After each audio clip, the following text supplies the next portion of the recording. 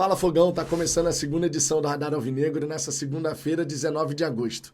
Ao que tudo indica, a diretoria do Botafogo decidiu pisar novamente no acelerador no mercado de transferências. Até dia 2 de setembro, quando se encerra a janela, nós temos algumas lacunas a preencher no nosso elenco, especialmente falando da linha de zaga. E não à toa, nas últimas 24 horas, foram 3 nomes que surgiram no noticiário alvinegro, um zagueiro e 2 laterais direitos. A gente vai trocar uma ideia sobre isso, trazendo aqui as últimas atualizações, mas também quero falar sobre extracampo, casos envolvendo o STJD e a Conmebol. Só que antes de mais nada, Fogão, eu te convido por gentileza a deixar o seu like, se inscrever aqui no canal. Nós estamos buscando os 51 mil inscritos até dia 26 de agosto, que é a data do meu aniversário. Então, se a gente puder bater essa meta até o meu aniversário, vai ser muito especial, pode ter certeza disso. Estamos caminhando, buscando os 60 mil, um passo de cada vez, a gente vai chegar lá com toda certeza. Dito isso, vamos em frente e vamos começar falando aqui sobre a Conmebol. Você sabe que no último jogo contra o Palmeiras, na partida de ida das oitavas de final da Copa Libertadores, infelizmente, tivemos um caso repugnante de racismo.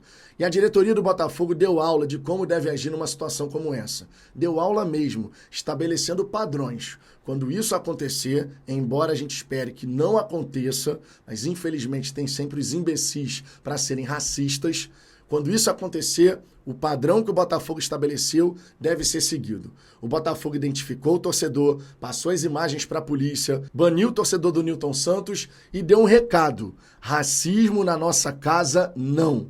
E é assim que tem que ser. Mas ainda assim foi denunciado na Conmebol em relação a esse caso, podendo pagar uma multa que chega próximo da casa dos 600 mil reais. Verdade seja dita, o Botafogo ele fez mais contra o racismo nessa atitude que teve, cortando na própria carne, do que a Conmebol em vários e vários anos. Mas é assim que funciona, né? Eu espero de verdade que o Botafogo não seja punido, porque nós tomamos todas as medidas cabíveis. E isso não dá para negar. Agora, quanto ao STJD, ainda falando sobre extracampo, vale destacar, Fogão, esse caso pelo seguinte. É um completo absurdo que a gente está vendo acontecer, tá? 2 pesos, 2 medidas. Muito na cara para todo mundo ver. E por que eu estou falando isso? Quando a gente teve aquela confusão entre torcedores do Palmeiras e Flamengo nos arredores do Allianz Parque, o STJD, em reportagem do lance, disse que nada poderia fazer, porque afinal de contas, a confusão, tudo aquilo que tinha acontecido, tinha ocorrido fora do estádio. E na ocasião, você vai lembrar, uma torcedora do Palmeiras morreu por conta dessa confusão. Pois é, o STJD lavou as mãos. Agora, no caso do boneco da Leila e do Edinaldo, algo que nada tem a ver com o Botafogo não tem ingerência sobre o que acontece fora do estádio, ali é uma questão de poder público, de polícia e tudo mais, mas ainda assim, o Botafogo foi denunciado no STJD, não vai perder os mandos de campo, mas vai ter que pagar uma multa de 80 mil reais.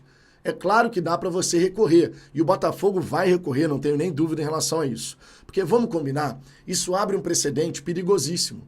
Foi um torcedor do Botafogo que já foi identificado, integrante da Fúria Jovem, inclusive, que acabou fazendo essa bobagem. E, sinceramente, tem que ser entregue ali as imagens à polícia, a polícia tem que tomar as providências, é isso aí. O Botafogo, quando ficou sabendo da situação, pediu para a polícia agir, pediu para a polícia retirar os bonecos o mais rápido possível.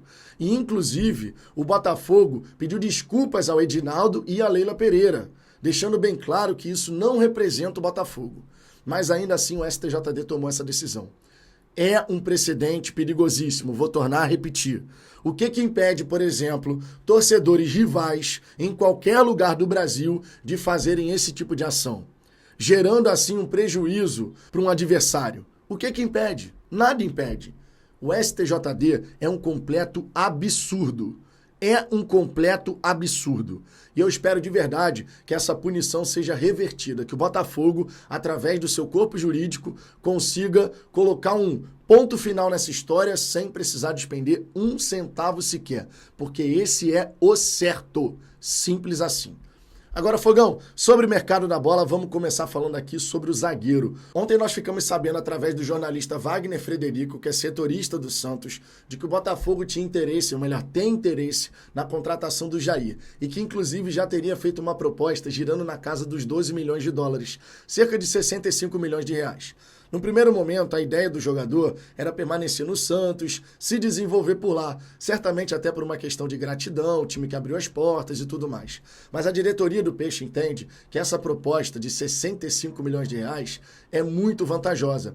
E o próprio atleta e seu staff, pensando sobre as possibilidades, entendem que pode sim ser interessante uma mudança para o Botafogo. Afinal de contas, o Glorioso faz parte de um grupo multiclubes. E as portas para o futebol europeu são muito mais fáceis de serem acessadas estando com a nossa camisa. Essa é a grande realidade. O Jair é um atleta que foi muito bem avaliado, muito bem quisto, já participou de seleção de base brasileira e, logicamente, é um jogador que tem potencial. Não dá para encarar de outra maneira, ainda não é uma realidade concreta, mas é um jogador que está sendo muito bem avaliado. E é aquilo, né, Fogão? Embora seja muita grana para um garoto de 19 anos, zagueiro ainda por cima, o Botafogo, através da Eagle, claro, não vai dar ponto sem nó. Se os caras estão dispostos a oferecer uma grana como essa, é porque nas avaliações todo mundo apontou que ali tem um baita jogador. E claro, a gente tem que torcer para que ele possa acontecer. E se for com a nossa camisa, então, a gente vai torcer pra caramba, verdade seja dita. Agora, Vitor, beleza, vamos contratar um zagueiro de 19 anos, né, acontecendo essa transferência. O Botafogo vai atrás de algum outro nome?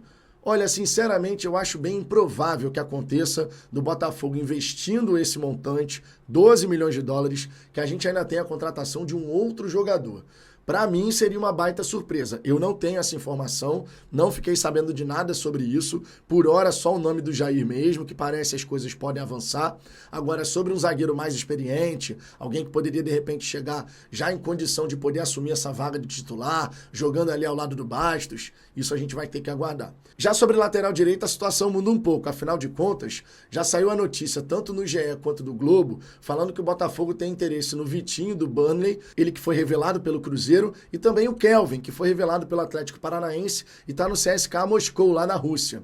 É claro que o Botafogo não deve contratar os dois. Você deve ter ali uma questão de, olha, temos esses dois nomes e tal, vamos ver com quem a gente consegue fazer negócio. Segundo o GE, em relação ao lateral direito Vitinho, que foi revelado pelo Cruzeiro, conforme eu disse, e que tem 25 anos de idade, o jogador já tem até um acerto salarial ali estabelecido com o Botafogo. Mas o Burnley teria que concordar com a transferência. E ele começou bem lá a temporada da Championship, que é a segunda divisão inglesa. O Burnley no ano passado foi rebaixado na Premier League, está jogando, portanto, a Championship novamente. E ele tendo começado bem, a equipe inglesa deve ficar meio assim, né? É claro que o fato da vontade do jogador de poder vir ao Brasil, jogar com a camisa do Botafogo, isso pode pesar, mas aí você tem que chegar no entendimento com a diretoria do clube inglês. Por hora, o Botafogo gostaria de tentar um empréstimo com opção de compra, mas não sei sinceramente se vai conseguir nesse formato, até por conta dessa questão do Burnley, que está meio assim de liberar o jogador. Já no caso do Kelvin, é uma situação ainda mais complicada, porque os times russos, normalmente, eles são jogo duro na hora de liberar um jogador, todo mundo sabe disso. Você tem vários casos aí de jogadores brasileiros que querem voltar ao Brasil. O Claudinho, por exemplo, que o Flamengo estava super interessado, mas o Zenit não abre mão. Parece que vai, daqui a pouco dá para trás e parece que vai de novo, e aí desiste, pede mais dinheiro. Então os clubes russos, de modo geral, são complicadinhos para você negociar.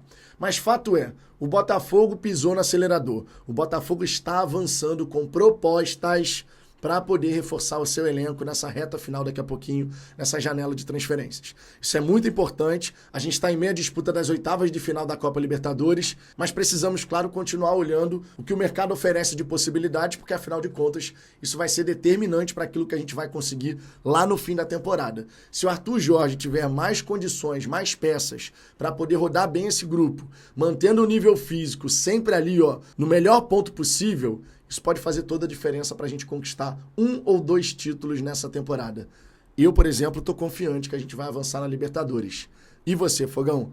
Já no Brasileiro é só alegria, vencemos o Flamengo, goleamos o Flamengo e no fim de semana vai ter o Bahia na Fonte Nova. Mas a gente pensa nisso mais adiante. Por hora é Libertadores da América, por hora é garantir essa classificação no Allianz Parque.